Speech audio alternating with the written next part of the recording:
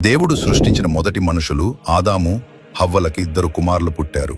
వారు కయీను, హేబేలు. కయీను పెద్ద కుమారుడు, రైతు, పంటలు పండించేవాడు. హేబేలు చిన్న కుమారుడు, గొర్రెల కాపరి. ఒకరోజు ఇద్దరూ దేవునికి అర్పణలు తీసుకువచ్చారు. హేబేలు తన గొర్రెలలో క్రొవ్విన వాటిని అర్పించాడు. దేవుడు హేబేలు అర్పణను ఆనందంగా స్వీకరించాడు. కాని కయీను తన పంటల్లోంచి కొంత మాత్రమే తీసుకొచ్చాడు, ఉత్తమమైనవి కాదు.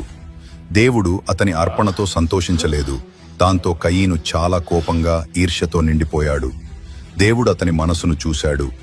అతనితో మృదువుగా చెప్పాడు, నీవు మంచి పని చేస్తే సంతోషంగా ఉంటావు, కానీ చెడును చేస్తే పాపం నిన్ను వెంబడిస్తుంది. కాని కయీను తన ఈర్ష్యను ఆపుకోలేకపోయాడు. ఒకరోజు పొలంలో ఉన్నప్పుడు అతని కోపం అదుపు తప్పింది.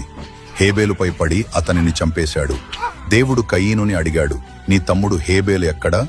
కయీను అన్నాడు, నాకు తెలియదు. నేను ఎప్పుడూ నా తమ్ముడిని కాపాడుతూ ఉండాలా? కాని దేవుడు అన్నాడు, నీ తమ్ముడి రక్తం నాకు మొరపెట్టుకుంటోంది. నీవు నీ తమ్ముణ్ణి చంపావు. ఇప్పటినుంచి నీ జీవితం కష్టమవుతుంది. నీ పంటలు పండవు. నీవు ఈ స్థలాన్ని విడిచి వెళ్ళాలి. నీవు దేశదిమ్మరివై తిరుగుతూ ఉంటావు. కయీను భయపడ్డాడు. ఈ శిక్ష నేను భరించలేనిది. ఎవరైనా నన్ను చంపేస్తారు అన్నాడు. దాంతో దేవుడు కయీను మీద ఒక గుర్తు పెట్టాడు. ఎవరూ అతన్ని చంపకూడదని రక్షణ ఇచ్చాడు. కయీను తన కుటుంబాన్ని విడిచి నోదు అనే ప్రదేశంలో నివసించసాగాడు.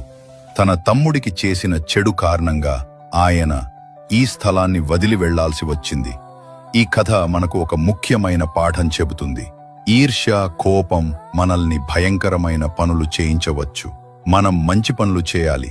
ఇతరులు సంతోషంగా ఉన్నప్పుడు మనం కూడా సంతోషపడాలి. ఈర్ష్య మన హృదయాన్ని మలినపరచనివ్వకూడదు. మరియు మరో విషయం, మనము తెలియక తప్పు చేసినా దేవుడు